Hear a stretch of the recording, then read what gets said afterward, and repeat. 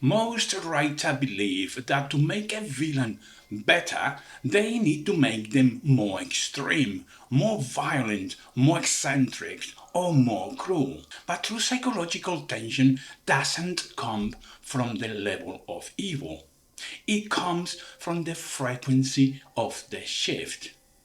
In this channel, we call this character oscillation. A villain who is always a monster is predictable. A villain who is always charming is a bore. But a villain who oscillates, who swings between extreme grace and sudden, calculated depravity, is a nightmare. Today I am teaching you how to engineer this movement to keep your readers in a state of perpetual vertigo. In physics, oscillation is the repetitive variation around a central point. In writing, though, it is the movement between a villain's social mask and the internal disorder. If you want to write a better villain, you must stop viewing them as a static character and start viewing them as a metronome. The reader should never be comfortable. Just as they begin to think, maybe this person isn't so bad. The needle must swing, just as they decide this person is a monster. The needle must swing back to a moment of profound, relatable humanity. This is how you create character that is truly alive, because they are as inconsistent as a real human being. To master this, you must move your villain along three specific axes. The axe 1, the competence swing. The villain oscillates between extreme control and vulnerable chaos. The technique, well, show your villain being a master of their environment, calm, surgical, and ahead of the hero. Then introduce a moment where the co-wound is touched and they lose it. The result is simple. The reader realizes that the villain's power is a choice, which makes the sudden loss of it terrifyingly volatile. Axis number 2 will be the moral paradox, the movement between deep empathy and cold utility.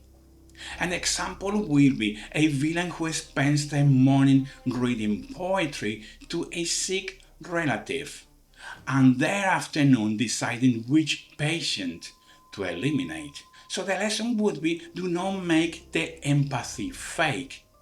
If the empathy is a lie, the oscillation fails. It must be genuine. The horror comes from the fact that they are capable of both. Axis number 3, the social frequency, the shift between intimacy and alienation.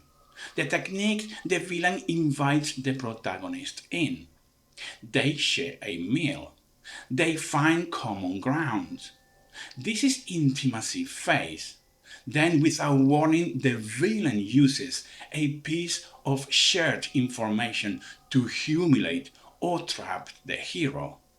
The result is simple. This destroys the hero's and the reader's sense of safety.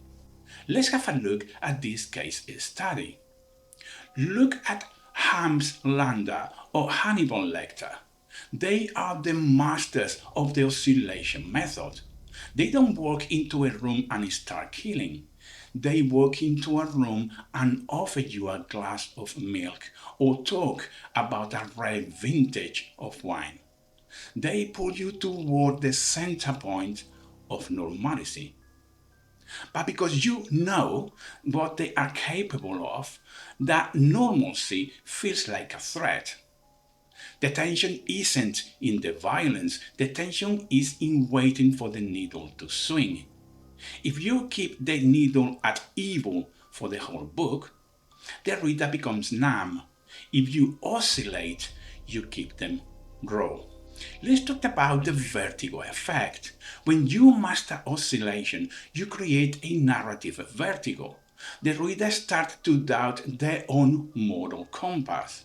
They find themselves lying to the villain during the intimacy phase, which makes them feel complicit when the villain swings back to cruelty. This complicity is the mind twist. You are not just telling a story, you are making the reader feel guilty for being entertained by a monster. So, this is an assignment that I would like you to do. A beta villain is not a bigger villain. A beta villain is a more vibrant one that moves, shifts, and refuses to stay in one moral category. So your assignment, take your villain and map out the oscillation chart for your next 3 chapters. Identify one moment where they show genuine grace or vulnerability. Identify the exact trigger that causes the needle to swing back to calculated malice. Ensure the transition happens without a monologue. The movement should be felt, not explained. Master the swing and you master the reader. So there you have it. If you found helpful this video, please like, comment and subscribe, and I will see you next week on the next episode, guys. Until then, take great care.